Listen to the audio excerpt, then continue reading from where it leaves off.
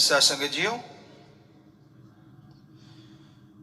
जो भी साथ संगत ऑनलाइन जूम के माध्यम से हमसे सामने जुड़ी हुई है, यहां सेवादार बैठे हैं, आप सबको बहुत बहुत आशीर्वाद और बेबरुआ जी के MAG रहमो करम महीने की बहुत बहुत आशीर्वाद और बधाई। आशीर्वाद। संत पीर फकीर इस दुनिया में सच का राह दिखाने आते हैं, सच की बात बताते हैं, सबका भला करना उनकी जिंदगी का मकसद होता है। कभी भी किसी को किसी भी तरह दुखी देख के अगर संत पीर फकीर के अंदर तड़प पैदा नहीं होती तो वो संत ही नहीं हो सकता।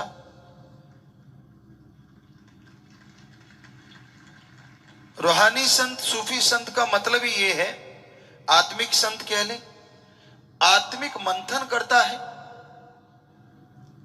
समाज में चल रही बुराइयां, कुरीतियां और बुराई को बढ़ावा देने वाली चीजों को रोकने के प्रयास करता है। संत का काम परमपिता परमात्मा की ड्यूटी निभाना होता है। वो इस धरा पे आके धन दौलत, जमीन जायदाद अपने लिए ऐसा कुछ अर्जित करने की नहीं सोचते। अगर वो कर्म योगी होते हैं तो वो जो भी पैसा अर्जित करते हैं वो समाज की भलाई में लगा देते हैं। यही उनका मकसद होता है। कर्म योगी वो होते हैं, ज्ञान योगी होते हैं। जो खुद कर्म योगी होगा वो दूसरे को ज्ञान की बात बताएगा। तो जैसे पिछली बार हम आप लोगों को बताया करते थे कि ब्रह्मचार्य आश्रम में जो संत पीर फकीर होते थे उनमें बहुत सारे ऐसे भी होते थे जो खुद कर्म योगी होते थे,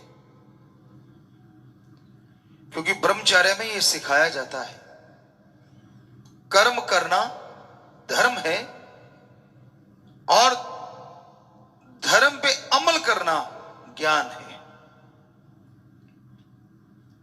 सिर्फ सुनना ज्ञान नहीं है, सुन के अमल करना असली बात है। आप संत पीर फकीर के सामने बैठो, जितनी मर्जी वाह वाह करते रहो, जितना मर्जी कुछ कहते रहो, लेकिन कर्मों से अगर बुरे हो तो भोगना आज नहीं तो कल पड़ेगा। संत किसी की मान बढ़ाई में नहीं आती। आप उपमा के शब्द कह दोगे, वाहावाही कर दोगे, तो इसका मतलब ये नहीं है कि आपने अपने गुनाह छुपा लिए और संत को बेवकूफ बना दिया। बुरा ना मानना। आप ओम हरि अल्लाह वाहिगुरु की किसी पाक पवित्र जगह पे जाते हो या किसी संत पीर फकीर के सामने और आप कहीं ये सोच लेते हो कि आप अपनी बातों से संतों को खुश करके कोई नियामत खरीद लोगे, ये तो आपका भ्रम है। इस भ्रम में मत जियो। कर्म करो और ज्ञान योगी बनो। संत जो ज्ञान बताएं, धर्मों के पाक पवित्र ग्रंथ, गुरु सहबान, पीर, पैगंबर, ऋषि, मुनि जो ज्ञान बताया उन्होंने, जो उन पे अमल करता है वही पवित्र जगहों पे जाके खुशियां हासिल कर सकता है।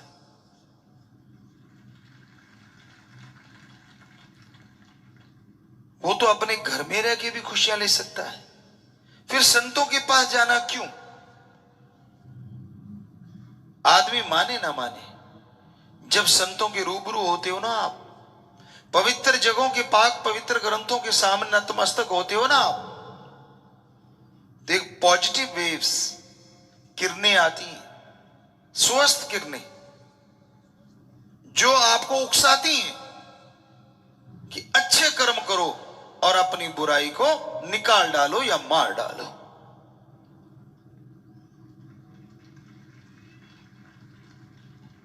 जो बुरा कर्म करता है उसके पास जाओगे तो नेगेटिव एनर्जी आती है, गलत सोच आती है, गलत भावना आती है और गलत ही विचार आते हैं।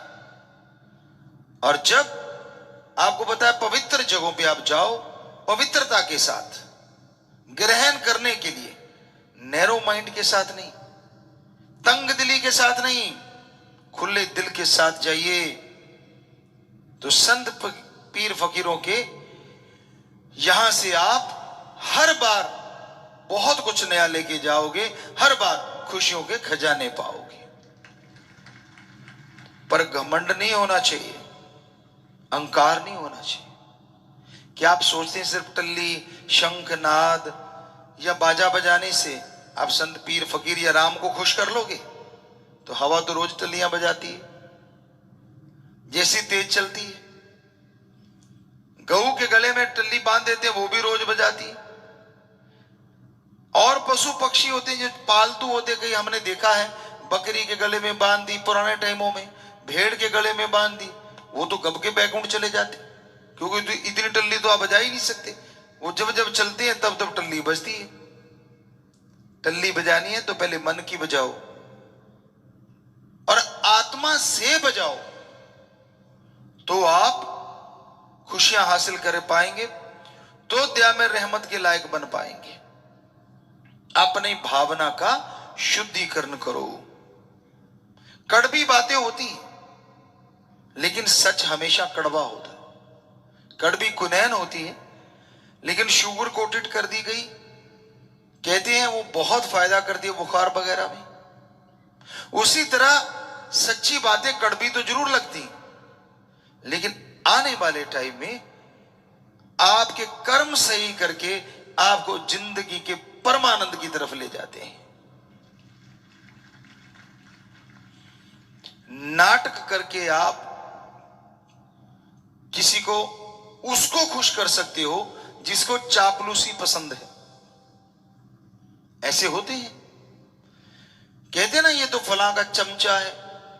कई चमचा होते हैं, कई थोड़ा सा बड़े बड़ा हो गया, कोई कड़छा भी होता है, वो दूसरों की महिमा गाता है। बचो ऐसे चापलूसों से, सबको कह रहे हैं हम, क्योंकि जो आपके सामने ज्यादा उछलता कूदता है, बहुत सारी चीजें वो अपनी छुपा रहा होता है। अपने आप को एक स्वस्थ कैरेक्टर बताता है। इसलिए हमेशा ध्यान दिया करो, कोई भी आपकी चापलूसी ना करे। और सच्चा दोस्त मित्र वो होता है जो सच्ची बात जुबान से कह के आपके सामने आपको गाइड कर दे। अब आप गलत कर्म कर रहे हैं, कई सज्जन ऐसे होते हमने देखा है, कहते जी मुझे कोई राय नहीं देता। देगा कैसे कोई? आपको किसी की राय पसंद ही नहीं आती। राय वहां दी जाती है जहां ग्रहण करने की शक्ति हो। जब आप अपने आप को यह कह देते हो कि मेरे से बड़ा ज्ञानी कोई दूसरा है ही नहीं, तो फिर आपको राय क्यों देगा कोई? अगर कुछ हासिल करना है तो श्री राम जी खुद विष्णु के अवतार, लक्ष्मण जी शेषनाग के अवतार, फिर भी श्री राम जी ने कहा लक्ष्मण, रावण कोई छोटी मोटी चीज नहीं है। और आपको कितनी बार बताया कि वाकई जो श्री राम जी ने कहा वो सत्य है कि ये बहुत विद्वान, बहुत गुणवान है। इसमें कोई कुरीति आ गई, या दूसरे शब्दों में कि इसने मुक्ति का मार्ग ये तय करवा रखा था, तो जा इससे ज्ञान ले ले। तो उनके सिर की तरफ खड़ गया। लक्ष्मण जी जाके सिर की तरफ खड़े हो गए। तो राम जी मुस्कुराए, रावण कुछ बोला नहीं। श्री राम जी फिर बोले लक्ष्मण, जब गुण ग्रहण करना हो ना तो गुरु के चरणों की तरफ खड़े होते होते, सिर की तरफ नहीं। जब वो घूम के चरणों की तरफ आए और हाथ जोड़ के कहा कि आप मुझे शिक्षा दीजिए, तो फिर रावण ने वो बातें बोली जो हमारे पवित्र ग्रंथों में, रामायण में दर्ज है। सो कहने का मतलब, जब भी आप संत पीर पैगंबरों की जगह पे जाओ या हमारे सभी धर्मों के पवित्र स्थानों पे जाओ तो अहंकार त्याग के जाओ, दीनता नम्रता से जाओ, मालिक के चरणों में ध्यान रख के जाओ, ना कि सिर पे चढ़ के कूदो। जो दीनता नम्रता का पल्ला नहीं छोड़ते वो जिंदगी में कभी भी किसी भी चीज की कमी महसूस नहीं कर सकते। संत पीर पैगंबर ओम हरि अल्लाह के बहुत ज्यादा करीब होते हैं। वो परम पिता परमात्मा के वो नुमाइंदे होते हैं और जन जन के सेवादार होते हैं। जो पीर फकीर सेवादार है तो उसकी औलाद को मालिक बनने के लिए नहीं सोचना चाहिए। इसमें हम ये नहीं कहते कि कंपनियों के मालिक ना बनो। हमारा यहां कुछ और मतलब है कि जिसके गुरु संत पीर पैगंबर में दीनता नम्रता हो उसके भक्त में अहंकार नाम की चीज तो आसपास भी नहीं भटकनी चाहिए।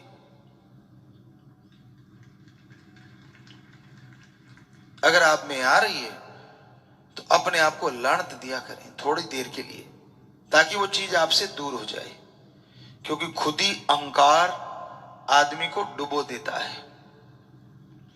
मन जालिम इतना जालिम है कि आदमी को कभी भी गड्ढे में गिरा के चारों खाने चित कर देता है।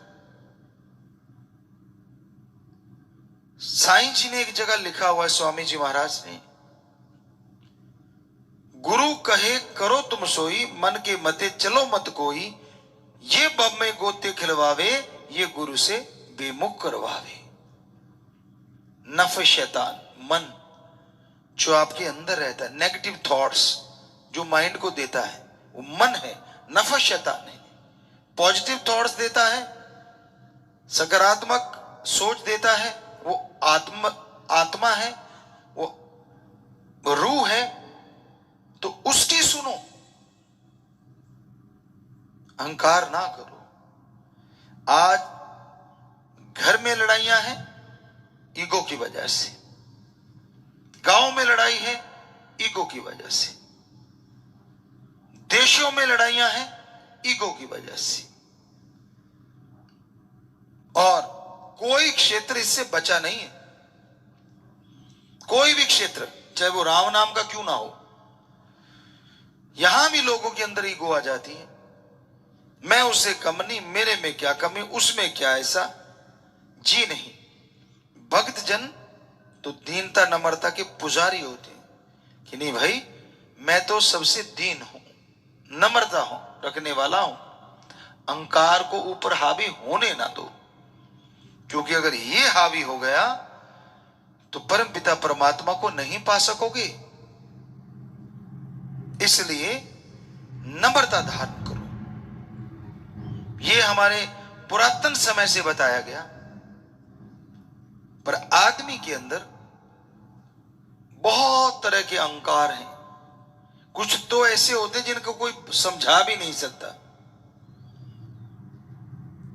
राज पहुंच का अहंकार, धन दौलत का अहंकार, जमीन जायदाद का अहंकार,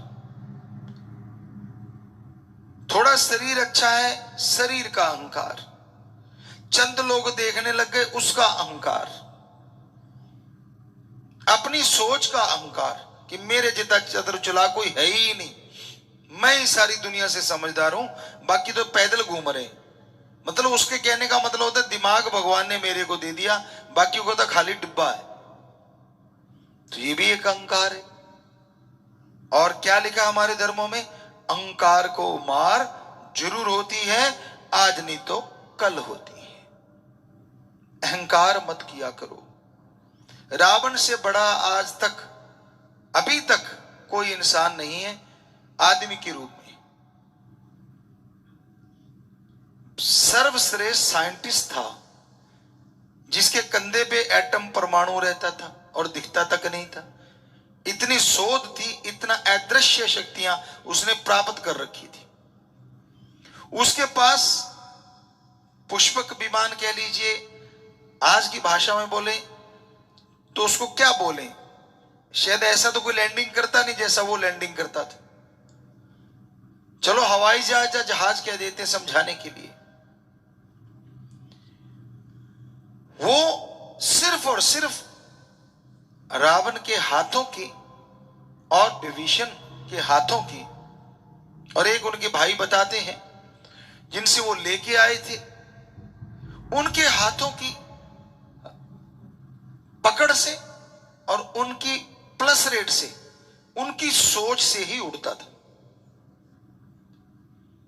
जैसे वो हाथ रखते थे और अंदर दिमाग में सोच की कि इतना किलोमीटर ऊपर जाना चाहिए, वो उतने किलोमीटर ऊपर जाता था।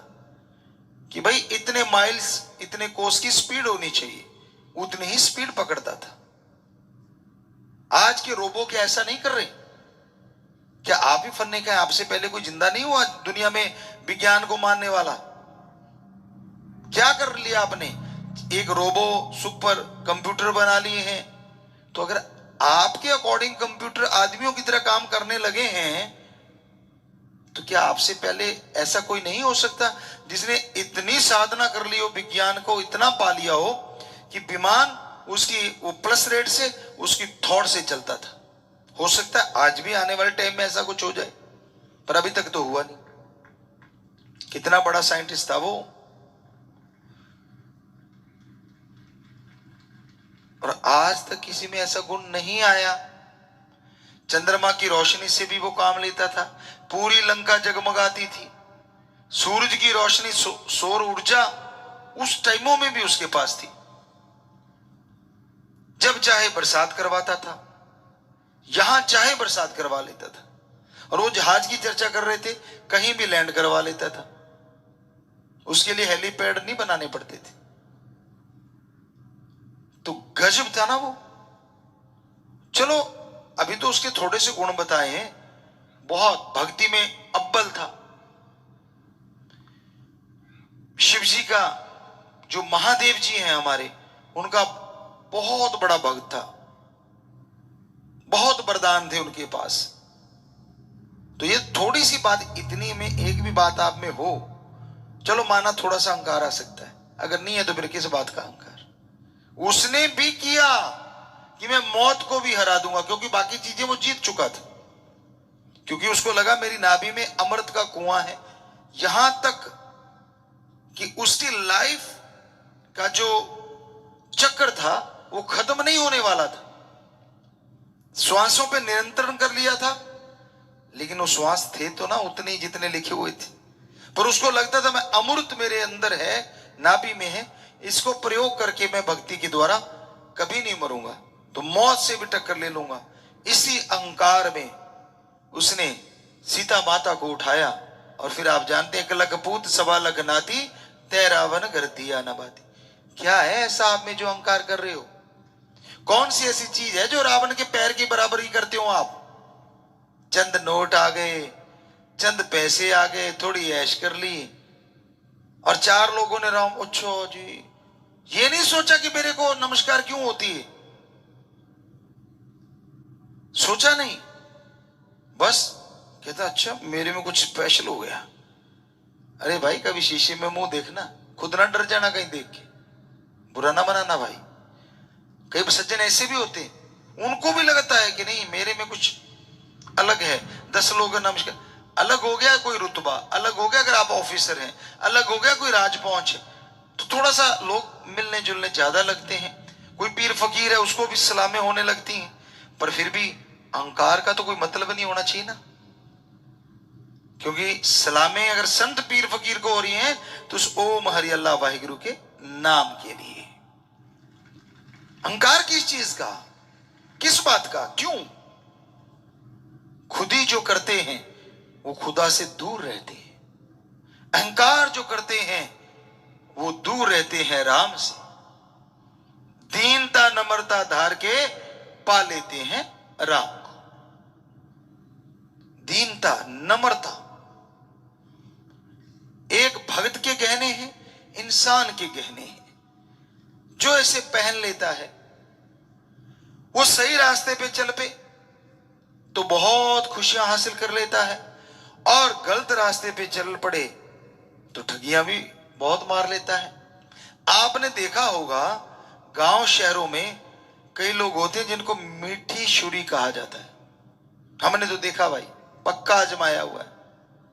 आप जाओ, आओ जी आओ जी आओ, बैठो जी बैठो, बैठो जी बैठो, कैसे आए जी और क्या हाल चाल है आपके। यूं लगता है यार अच्छा कहीं रिश्तेदारी में तो नहीं आ गया, आया दुकान पे सामान लेने, फिर आओ जी चाय पियो जी, आओ जो बिस्कुट मंगाओ, फलाओ मंगाओ। मंगाना नहीं होता, बातों बातों से घर पूरा। उनके इशारे बड़े अजीब होते हैं। अरे 2 कप चाय ले आना, 2 कप चाय ले आना, कि मत लाना मत लाना, थोड़ा लेट देखेंगे। इतने में ग्राहक उठ के चला जाता, अरे अच्छा तू चाय नहीं लाया, चाय नहीं लाया, चाय नहीं लाया। हाथ यूं चल रहा होता है ना। अच्छा बेटा, देखा होगा आपने भी, कहीं ना कहीं तो देखा होगा, पर समझे नहीं होंगे, वो एक अलग बात है जी। बहुत सज्जन हाथ खड़े कर रहे कि हाँ देखा है ऐसा जी, हाथ नीचे कर ले तो देखा है आपने। तो मतलब ये कलाकारी है, कलाकारी। अब पहले शुरू में हमने खुद सुना है कि अच्छा 2 चाय लेना, 2/4 कर देना। किसका ध्यान होता है? अब ग्राहक का ध्यान तो अपने सामान में है। 2/4 का मतलब 2 कप चाय होना चाहिए, बाकी जब पानी डाल रहे पैसे 2 के दूंगा, उसको 4 कप में डालना ना, 2/4। तो आदमी आराम से बैठा होता है और उसने अपना काम कर दिया। तो इस तरह से है तो मीठी छुरी। 10 वाली चीज 50 में या 100 में दे दी, 100 वाली चीज 700 में दे दी। नहीं जी नहीं जी, मेरे को घर में नहीं पड़ती इतने की, तो घर में नहीं पड़ती तो फिर दुकान इतनी बड़ी कैसे बना ली भाई? अगर घर में नहीं पड़ती तो कुछ कमा ही नहीं रहा, पर जुबान मीठी है। और जो कड़वा बोलते सब कुछ गवा बैठते, तो वो बात आपको सुनाते, कई बार सुनाई, बेपरवाही सुनाया करते थे कि कोई व्यापारी था और वो क्या करता था, पशु वगैरह खरीदने करने बेचने करने ऐसा, तो शाम का समय हो गया, सामान अपने साथ रखते थे भाई, थोड़े पशु इस गांव से लिए, वहां रुक गए जंगल में, फिर उस गांव से लिए, ऐसे आगे व्यापार किसी को दे दिया, पशु किसी से ले लिया, तो कहीं रुक गए, कहते चलो यार मैं सब्जी बना लाता हूं। जुबान वो आपको आगे बताते हैं कैसी थी। तो उसके पास उस समय आमतौर पे क्या होता, आलू जल्दी खराब नहीं होते, तो आलू उसके पास थे और वो एक घर में चला गया। देखा कि ये घर से पूछते हैं, देखा घर में अकेली माता है, तो कहता जी माता मैं क्या ये सब्जी बना लूं? उसने पता नहीं क्या बोला होगा, पर हम नहीं बोल सकते। तो कहने लगे भाई चूल्हा पड़ा है और चल रहा है, बना ले बेटा। बनाने लगा और बातें करने लगा। कहने लगा माता आपके कितने पशु हैं? कहती बेटा तूने क्या करना है? कहता नहीं नहीं फिर भी माता। कहती है एक भैंस गाय है मेरे पास। उसने अपने अकॉर्डिंग बता दिया जो भी था। तो कहने लगा अच्छा अच्छा। कहने लगा माता आपका गेट बहुत छोटा है। कहने लगे तूने गेट से क्या लेना बेटा? कहता नहीं नहीं मैंने तो क्या लेना है, पर माता अगर आपकी भैंस मर गई तो निकलेगी कैसे गेट से बाहर? कहती तू सब्जी बना ले। सब्जी बनाने आया, बना। फिर चल पड़ा, जुबान का कड़वा, बोलना कड़वा। कहता बेटे कितने आपके? कहती एक बेटा है, भगवान की कृपा है, बढ़िया है। कहता शादीशुदा है? कहता हाँ। सब्जी बन गई थी, तैयार हो गई थी, इतने में क्यों बातें करते करते तैयारी में थी। तो कहने लगा एक ही बेटा है? कहते हाँ। बढ़िया है भाई, तेरे को क्या? कहता नहीं नहीं मेरे को कुछ नहीं है, शादीशुदा है। और इतने में सब्जी तैयार हो गई, ऐसे करके अभी देख ही रहा था किसी में डालूं, साथ में बोल पड़ा। कहते माता अगर आपका बेटा मर गया तो आपकी बहू किसको करेगी? वो तंदूर तपाने वाला पंजाबी जी कुड्डन कहते हैं, लकड़ी होती है। कहते खड़ जा। आगे वाली गालियां आप जानते हो क्या दी होंगी, 2-3 गालियां दी और लठ उठाया जैसे ही। अब सब्जी तैयार थी, उसने और तो कुछ देखा नहीं, अब पड़ेंगी। परना रखा करते थे पुराने टाइम में, आज भी रखते हैं कोई ना कोई, ऐसे कपड़ा होता है तो उसमें डाली और बांधी और तारी बांध ली और पीछे पीठ पे 1-2 लगी होंगी। निकल लिया इतने में, वो माता ने छोड़ दिया, फिर निकल गया, चलो छोड़ो। गालियां गुलियां देके वो भाग गया। वो भागता जा रहा है, उसको लगा माता पीछे आ रही है। तो पंचायत होती थी गांव में, चबूतरे से बना देते थे सांझी जगह पे। तो वहां कुछ लोग बैठे थे, कहते रुक रुक रुक रुक रुक। कहते क्यों? कहते यार तेरा कुछ गिरता जा रहा है। क्या गिरता जा रहा है? कहता ये जुबान का रस है, वो गिरता जा रहा है। तो हो सकता है आप में भी कईयों का गिरा होगा पहले कभी जिंदगी में, राम नाम से जुड़ गए तो बच गए। तो इस रस को गिराया ना करो, इस रस से जोड़ा करो, तोड़ा ना करो समाज में किसी को। मतलब मीठा बोलना सीखो, दीनता नम्रता, पर मीठा अच्छे कर्म के लिए। मीठा बोलने से, बेगर्ज प्यार करने से, निस्वार्थ भावना से जो अच्छे कर्म करते हैं, भक्ति करते हैं, भगवान उनको जल्दी मिल जाया करते हैं। तलवार का जख्म भर जाता है और कड़वा बोली का जख्म नहीं भरा करता।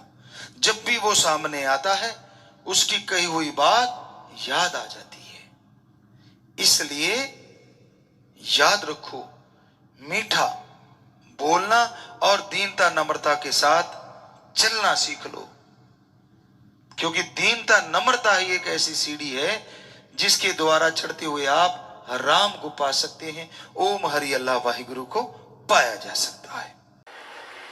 सारा दिन दौलत के लिए, रुपए पैसे के लिए मारो मार करता फिरता है। क्या यही है इंसान का काम? क्या यही इंसानी फर्ज है, कर्तव्य है? हमारे धर्मों में बताया है, दिन रात इंसान काम धंधे में उलझा हुआ है, दिन रात इंसान माया माया पुकारता रहता है। माना कि जीने के लिए दौलत जरूरी है, पर दौलत के लिए जीना कोई जिंदगी नहीं है। जीने के लिए कमाओ, पर कमाने के लिए अगर जीने लग गए तो कोलू वाले बैल जैसी हालत होगी। पहले उसे कोलू पे जोते हैं, आखिर में नहीं सही चलता तो दोनों आंखों के साइड में पट्टी सी बांध देते हैं कि सीधा देख सीधा चल। वो और तरफ देखता ही नहीं, देखने ही नहीं देते उसे।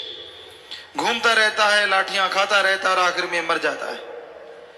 बुरा हाल होता है, सारा दिन चलना पड़ता है, सारा टाइम चलना पड़ता है। तो भाई दिन रात खप खप के मरना, कभी दौलत के लिए जी रहा है, कभी मर रहा है, कभी टेंशन है, चिंता परेशानी है, तो कभी थोड़ी टेंशन फ्री हो गया। जिंदगी मौत का ये खेल सारी उम्र चलता रहता है। समय सीमा कम हो जाती है, आदमी जल्दी गुजर जाता है, क्योंकि श्वास जितने तेजी से चलते हैं कुल श्वासों में से उतनी जल्दी खत्म हो जाते हैं। तो गम चिंता परेशानी में, डर भय में श्वास तेजी से चलती ही नेचुरली। इसलिए इंसान ये भूल गया कि उसका करने वाला कार्य कौन सा है। संत सत्संग लगाते हैं, जीवों को समझाते हैं कि आओ सुनो, सत्संग सुनो और सुन के अमल करो। तेरा करने वाला कार्य प्रभु का नाम है, अल्लाह मालिक की भक्ति इबादत है। जितना दिलो दिमाग से मालिक का नाम जपेगा, जितना तड़फ से व्याकुलता से मालिक को बुलाएगा, वो जरूर चला आएगा, वो जरूर रहमो करम बरसाएगा। पर इंसान और चीजों के लिए व्याकुल हो जाता है। काम वासना, क्रोध, लोभ, मोह, अहंकार, मन, माया, इनके लिए तो इंसान को व्याकुल होते देखा है। पर अल्लाह वाहिगुरु गॉड खुदा रब के लिए कोई कोई होता है जो व्याकुल होता है, और जो होता है वो मालिक को पा भी जाता है। मालिक के प्यार में व्याकुलता नहीं होती, बल्कि वो उसकी मोहब्बत होती है। दुनियादारी में आप व्याकुल हो जाते हैं किसी चीज को पाने के लिए, परेशान हो जाते हैं, तड़फ जाते हैं, और वो सामान भी नहीं मिलता तो आप और तड़फते रहते हैं, बेचैनी और बढ़ जाती है। पर मालिक की याद में उसको पाने के लिए अगर तड़फना है, वो भी एक ऐसी याद बन जाती है जो बार बार याद करने से मजा देती रहती है, आनंद देती रहती है। क्योंकि मालिक की याद में अगर तड़फ के 2 आंसू भी बहा दिए तो वो आपके पाप कर्मों को धो डालते हैं। पर उसकी याद में वैराग्य आना ये भी भागों की बात है। उसकी याद में वैराग्य बड़ा ही मुश्किल से आता है, क्योंकि आदमी के ध्यान और जगहों पे उलझे हुए हैं, और जगहों पे फंसा हुआ है।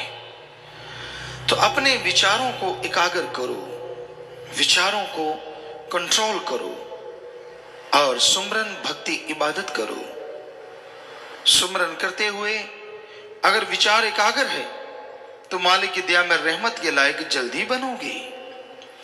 वो जिसे प्यार अल्लाह मालिक वाहिगुरु गॉड खुदा रब जिसे प्यार देता है, जिसे खुशियां लुटाता है, कई बार उसे अजमाता भी है। बस अजमाने से शोर मचा के टेंशन लेके अगर भाग गया तो खाली रह गया, और अगर दृढ़ विश्वास रखा नहीं तो यकीनन उसकी झोली में मालिक की दया में रहमत जरूर पड़ती है।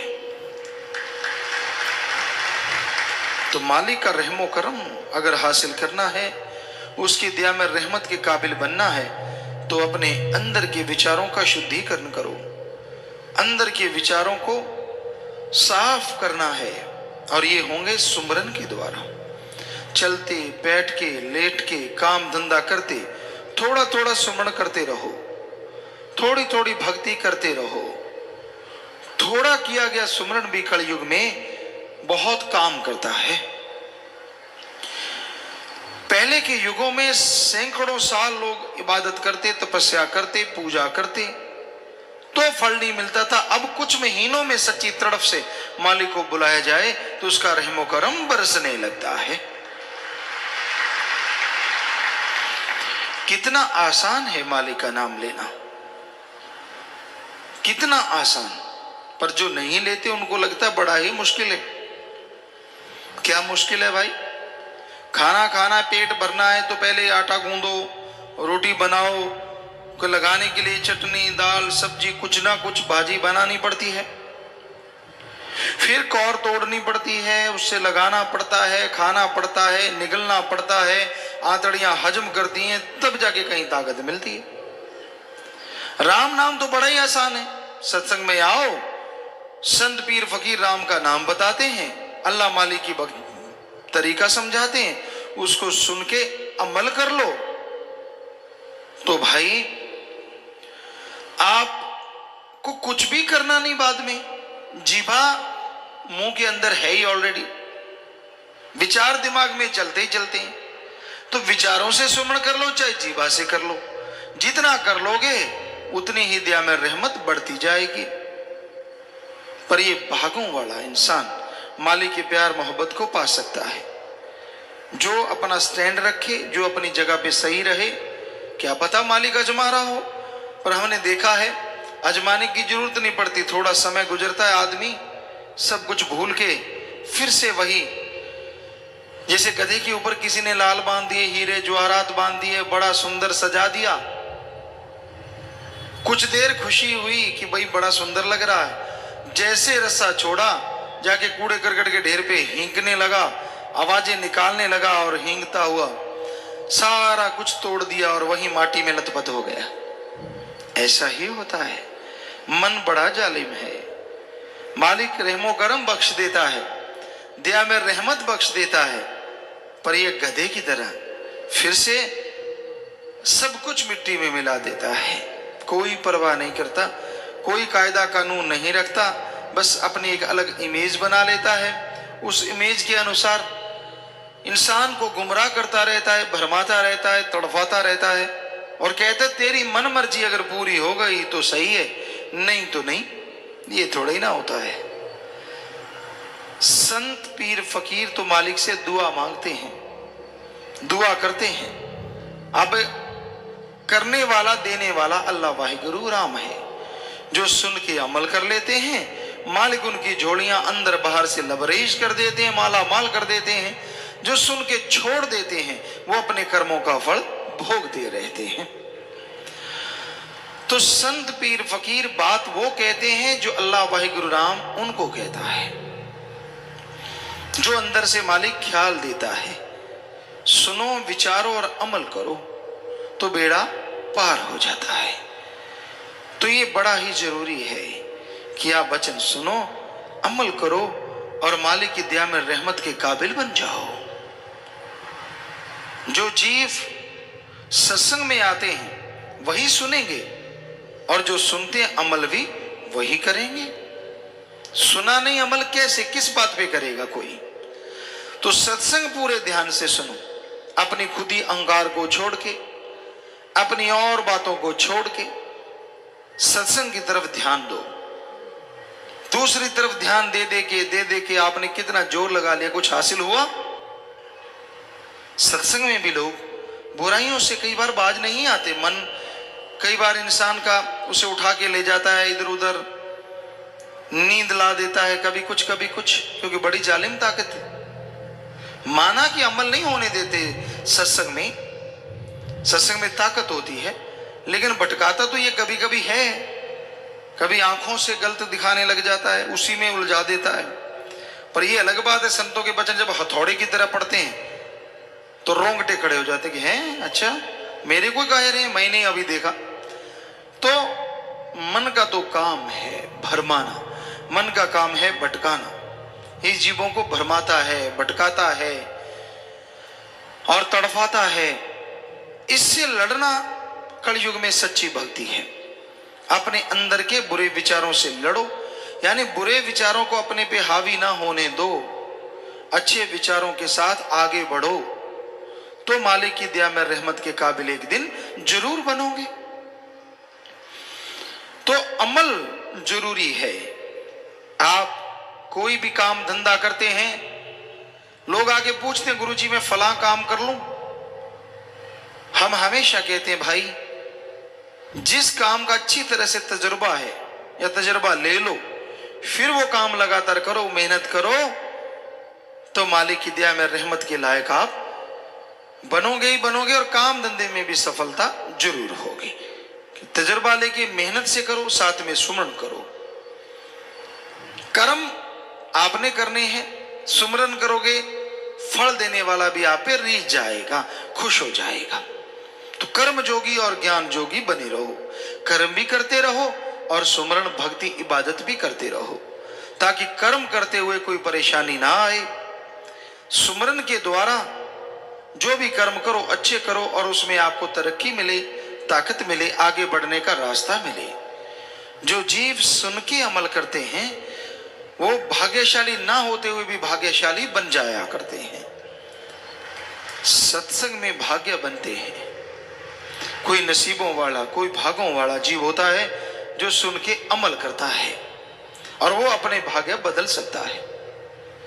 कहते हैं जैसा लिखा होता वैसा भोगना पड़ता है, सही है, लेकिन भगवान ने मनुष्य के लिए यह भी लिखा है कि ये खुद मुख्तियार है, मर्जी का मालिक है। अच्छे नेक कर्म करे तो ये अपनी तकदीरें खुद बदल सकता है। और हाथ पे हाथ धर के बैठा रहे, जो होगा मालिक का लिखा हो जाएगा, तो वो बात नहीं बनती जो बननी चाहिए। क्योंकि कर्म जोगी होना भी तो जरूरी है। मालिक ने ही ये गुण दिए हैं, मालिक ने ही ये शिक्षा दी है। तो इंसान को बेपरवाह ने यहां समझाया है, तेरा काम, कि भाई तेरा जो करने वाला काम है, गॉड्स प्रेयर कर, अल्लाह की इबादत कर, वाहिगुरु का नाम जप, राम नाम जपो, क्योंकि उसके द्वारा ही आप परम पिता परमात्मा के साक्षात दर्शन कर सकते हैं, उसके रूबरू हो सकते हैं। जब तक आप मालिक के दर्शन नहीं करते तब तक आपको सिर्फ कोरी बातें या झूठी बातें ही नजर आती हैं। लेकिन जैसे ही आप अमल करते हैं, प्रैक्टिकली मेथड ऑफ मेडिटेशन करते हैं, तो आप मालिक के रहमो करम के हकदार भी बनते हैं और उसके दर्श दीदार के काबिल भी बनते हैं। किसी मंजिल तक जाने के लिए इंसान को कोई गाड़ी चाहिए होती है, उस गाड़ी पे चढ़ता है, सवार होता है, आगे बढ़ता चला जाता है, और वो गाड़ी मंजिल पे लेके जाती है अगर आप सही गाड़ी पे बैठे हैं तो संत जीवों को समझाते हैं, मंजिल तक जाने का रास्ता बताते हैं। जो सुन के अमल कर लेते हैं वो मंजिल पे पहुंच जाते हैं, और जो सुन के अमल नहीं करते वो खाली रह जाते हैं। सो सुनना जरूरी है, पर सुन के अमल भी करना है, क्योंकि बिन अमलों के आलमा इल्म निकम्मे सारे। अमल कोई अमल कमा ले तू जे जश लेन है मालिक द्वारे। वचन कहे जाएं आपको भले के लिए, और उन वचनों पे अगर आप अमल नहीं करते तो आप खाली रह जाते हैं, और अमल कर लेते हो तो सब कुछ हासिल कर लेते हो। दूसरों को देख के जलना नहीं चाहिए। आदमी को सबक मालिक सिखा देता है। आपको किसी से क्या लेना है, कौन क्या करता है। आपको खुद को रहमो करम मिलता है, शुक्र मनाओ, वरना इससे भी तरस जाओगे, क्योंकि कर्म अपने अपने हर जीव के साथ होते हैं और बना लिए जाते हैं भक्ति इबादत के द्वारा। सो वचनों पे अमल करो। एक कहावत है, 900 चूहे खा के बिल्ली हज को चली। कई बार आदमी बुराइयां करता रहता है, बुरे काम करता रहता है, अपनी बुराइयां नजर नहीं आती, अल्लाह वाहिगुरु राम में कमियां निकालता रहता है। इतने पाप गुनाह किए, शुक्र मना कि मालिक ने रहमत की है, सतगुरु ने रहमत की है, और वो दया में रहमत करेगा ही करेगा। कोई सुनेगा, अमल करेगा तो मालिक के रहमो करम का हकदार बन जाएगा। जो अमल नहीं करेगा तो वो तो खाली रहता ही रहता है। वचनों को सुनो ध्यान पूर्वक। सत्संग में आए हो, समय लगाया है, मौसम का भी सामना कर रहे हो, कम से कम ध्यान तो दो। संत क्या समझाना चाहते हैं, ध्यान तो दो। संत क्या देना चाहते हैं, और सुन लिया, अब अमल करना सीखो।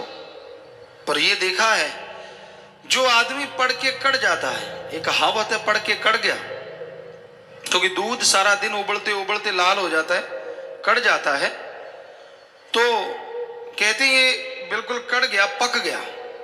ऐसे ही सत्संग सुनता रहता है, अमल करता नहीं, वो भी पढ़ के कड़ जाते हैं। संत आए, फकीर आए, उनके सामने भक्त बनना, आगे पीछे मन मता, जो दिल किया वो करते रहना, बुरे कर्म करते रहना, बुरी सोच, बुरी बातें, बुरे ख्याल, अंदर ही अंदर बुराई, रिश्ते, पता नहीं क्या क्या आदमी अनाप शनाप अंदर चलाता रहता है, मजे लेता रहता है उसमें, और ये भूल जाता है ये मजे नहीं, ये मन भरमा रहा है, मन भटका रहा है, और बदले में सारी भक्ति जा रही है। फिर जब घर में खुशियां नहीं आती, कोई परेशानी खड़ी होती, फिर रोता है, ये क्यों हुआ, ऐसा कैसे हो गया। तो भाई सुना करो, समझा करो और अमल किया करो, ताकि मालिक की दया में रहमत के काबिल बन सको और उसकी खुशियों के हकदार बन सको। मनुष्य शरीर मिला है मालिक से मिलने के लिए, बाकी जितने भी काम धंधे करता है सब यहीं छोड़ जाएगा, कोई भी साथ जाने वाला नहीं। आत्मा का साथ देता है परमात्मा, अल्लाह मालिक का नाम। कोई सच्चे दिल से ले ले, अमल कर ले, तो दया में रहमत के काबिल बनता है और खुशियों का हकदार बन जाता है। तमाम गम चिंता परेशानियां दूर हो जाती हैं और मालिक की दया में रहमत से अंदर बाहर से खुशियों से जी माला माल हो जाता है। जेल 84 काल ने बनाई, आत्मा बेचारी को दिया फसाई, छूट सकी ना जतन कर तमाम। 84 लाख शरीरों का जेल खाना काल ने बनाया है। आत्मा एक से निकलती है, दूसरे में चली जाती है, दूसरे से निकलती है तीसरे में। यूं 84 लाख शरीरों में चक्कर लगाते लगाते आखिर में जाके कहीं मनुष्य शरीर मिला और इसमें मन माया की ऐसी हवा लगी कि जो असली काम है उसको भूल गया। करना था उस मालिक को याद, अल्लाह वाहिगुरु की भक्ति इबादत करनी थी, ताकि उसके रहमो करम का हकदार बनता, आवागमन से आजाद हो जाता और यहां परमानंद लेता। खुशी वहीं होती है, यहां थोड़ा दुख हो, गम चिंता टेंशन हो तो सुख का बाद में एहसास होता है, लेकिन परमानंद, परमानेंटली आनंद ही आनंद, लज्जत ही लज्जत, खुशी खुशी, जो आप क्षणिक जीवा का भोग विलासों का आनंद लेके खुश हो जाते हैं, अल्लाह वाहिगुरु का नाम सच्चे दिल से लो, अंत्यकरण में वो जोत जाग जाए, आप देख लें उसे, उस आवाज को पकड़ लें तो वो ऐसा आनंद आएगा, ऐसा परमानंद आएगा जो इससे अरबों खरबों गुना बढ़ के होगा और कभी टूटने का नाम नहीं लेगा, क्षणिक नहीं होगा, परमानेंट होगा। इसलिए संत राम नाम पे जोर देते हैं कि आपको मालिक की दया में रहमत मिले, उसकी तमाम खुशियां मिले। कर्म धर्म चाहे कितने कर ले, छूट ना सकती पाए तरले, रू ना पहुंच सके निज धाम। धर्म के कर्म करता है पर धर्म पे चलता नहीं। कर्म कांड करना, दिखावे करना, कोई किस तरह मालिक को पाना चाहता है, कोई किस तरह, कोई हलवा खिलाता है, कोई चावल खिलाता है, कोई लड्डू पेड़े खिलाता है, कोई नमकीन खिलाता है, तो कई शराब पिलाते हैं और कई मांस चढ़ाते हैं। ये सब जीवा का स्वाद है, मालिक को इनसे कुछ लेना देना नहीं है। मालिक को अगर पाना है, प्रभु को अगर पाना है, तो आपको अंत्यकरण को पवित्र करना होगा, अंत्यकरण को साफ करना होगा, ताकि मालिक की दया में रहमत के काबिल आप बन सकें। ये बाहरी ढोंग, बाहरी दिखावों से मालिक नहीं मिलता।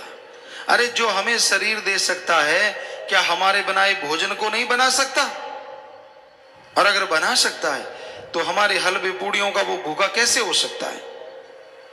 उसे चाहिए तो हमारी भावना, उसे चाहिए तो हमारे अंत्यकरण की तड़फ, ताकि आप उस तड़फ से जब उसे बुलाएं तो वो दौड़ा चलाए और आप दया में रहमत करके आपको दोनों जहां की खुशियों का हकदार बना दे। सो अंत्यकरण की सफाई करो। अगर मालिक को पाना चाहते हो, प्रभु को देखना चाहते हो, तो आप बाहरी चीजों में ना जाओ, अपने अंदर में गुण जो हैं उनको अपने अंदर रखो और अवगुणों को निकालते चलो, तो मालिक की दया में रहमत होगी। लेकिन आज पाखंड है, किसी का बच्चे का घर में कुछ दुखता है, माता बहने कहते बाबा तुझे इतना प्रसाद खिलाएंगे ठीक कर दे। वो नेचुरली 2-4 दिन में ठीक होना ही है, बीमारी कोई ऐसी छोटी होती है। और प्रसाद बाबे को क्या खिलाया, खुद रगड़ गए सारा, ले बाबा सुख रखी। बाबा खा सुख रखेगा, खाया तूने, बनाया तूने, बाबे के पास तो कुछ गया ही नहीं। तो इस घोर कलयुग में बड़े पाखंड चले हुए हैं, बड़े पाखंड। मन्नत मांग लेनी, ऐसा हो जाए, और हिम्मत की वैसा हो गया। मालिक को देना, पैसा चढ़ाना, ये तो वो सारा कोई और ही खा जाता है। तो हकीकत ये है कि मालिक को पाने के लिए बाहरी साधनों से नहीं, अंत्यकरण से, तड़फ से उसको बुलाना होगा।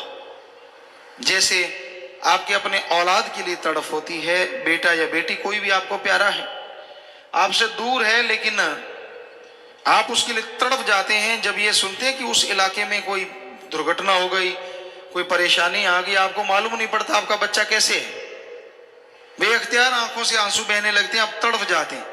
तो वो जो आपकी तड़फ है, रुपए में अगर 100 पैसा है, ऐसी तड़फ अल्लाह वाहिगुरु राम के लिए 10-15 पैसे बना लो, गारंटी हम देते हैं मालिक की दया मेहर दर्श दीदार के काबिल जरूर बन जाओगे। तड़फ तो बनाते नहीं, बातें करके ठगी मारी, कर्मों से ठगी मारी, 100 कमाया, 5 मालिक को चढ़ा दिए। ये तो एक तरह से मालिक को साथी बना लिया। हे भगवान, मैं ठगी मारा करूंगा, 95 मेरे, 5 तेरे, बोलना ना तू भी खुश मैं भी खुश। बताओ, मालिक को भागीदार बना लिया ठगी में, कहां से खुशियां आएंगी? तो इसलिए हकीकत में जीना सीखो, ये झूठ पाखंड के सपनों में उलझ के ना बैठ जाओ। आगे आया, हर एक श्वास में नाम ध्याले, राम शाहूकार को गिन गिन संभाले, बिना नाम जपे श्वास हराम। हर श्वास में नाम का सुमरण कैसे हो? पैदल जा रहे हो, चलते जाओ, देखते जाओ, जीवा से ख्यालों से मालिक का नाम लेते जाओ। लेटे हो, नींद नहीं आती, लेटे लेटे जब तक नींद नहीं आती मालिक का नाम जपते रहो, सुमरण करते रहो। नींद आ गई तो ठीक, ना आई तो भी लेखा, दोनों हाथ में लड्डू ही लड्डू।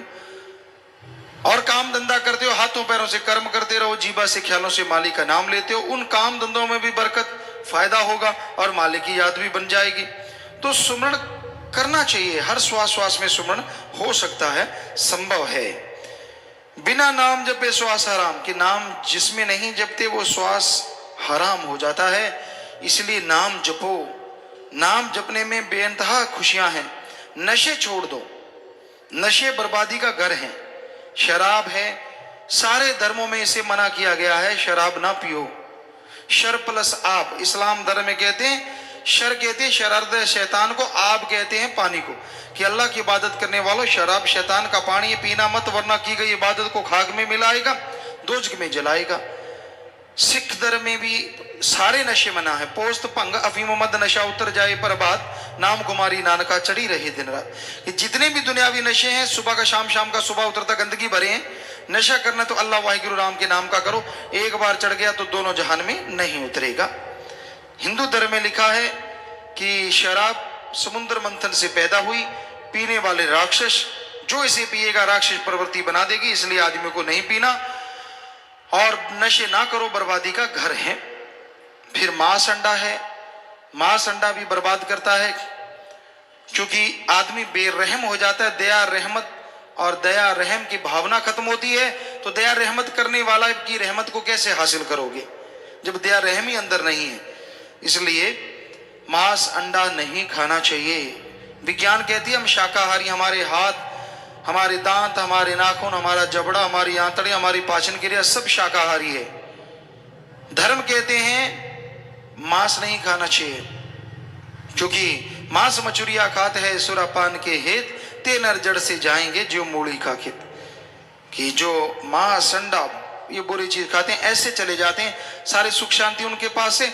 जैसे गाजर मूली का खेत में से गाजर मूली निकालो तो पीछे क्या रहता है, जड़ से निकल जाता है, उसी तरह उनका बुरा हाल होता है। सुख शांति परमानंद उनके जड़ से निकल जाता है। तो इसलिए ये काम नहीं करना चाहिए, बल्कि सुमरण करना चाहिए, भक्ति इबादत करनी चाहिए। एक एक श्वास राम शाहूकार अल्लाह मालिक को सौंपना चाहिए, ताकि दोनों जहां की खुशियों के हकदार आप यहीं मृत्यु लोक में बन सको। नाम पे आला जो बंदा पिए, सदा सुख माने खुशियों से जिए, मस्ती उतरे ना ऐसा प्रेम जाम। नाम का प्याला मस्ती देने वाला है, और पीते हैं जो सत्संग में चल के आते हैं। आपके पाप कर्म, आपके भयानक रोग, आपकी परेशानियों का मुकम्मल हल है प्रभु का नाम। जब सुख शांति हो घर में, परिवार में, शरीर में, सुमरण करते रहो, ताकि वो सुख शांति हमेशा बरकरार रहे। परेशानियों को उड़ीको मत, दुख तकलीफ को उड़ीको मत कि वो आएंगी तो सुमरण करेंगे, नहीं, लगातार सुमरण करते रहो, ताकि दुख तकलीफ आए ही ना, सुख शांति हमेशा कायम रहे। तो नाम के प्याले में तमाम खुशियां हैं, और प्यार मोहब्बत की मस्ती कभी नहीं उतरती। जो प्रभु राम नाम वाली एक बार चढ़ जाए, दोनों जहान में आदमी को मस्तो मस्त रखती है, अंदर सुरूर रहता है और चेहरे पे नूर रहता है।